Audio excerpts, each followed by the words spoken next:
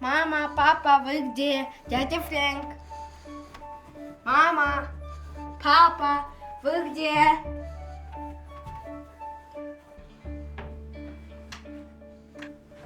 А тут кто есть? Никого. Они уехали.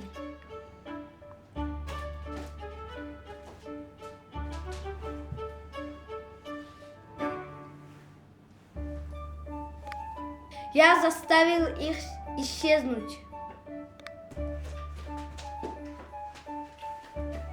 А!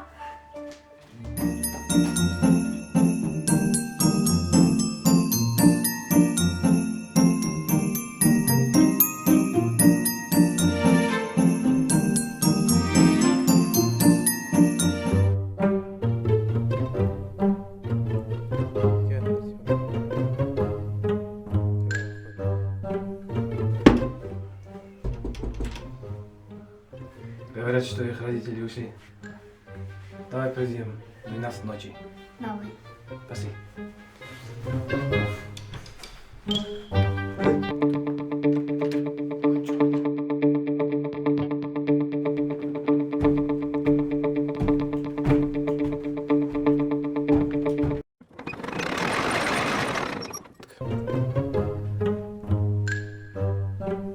Это Санта-Клаус? И я эльф. Мав, давай открой. Давай ты.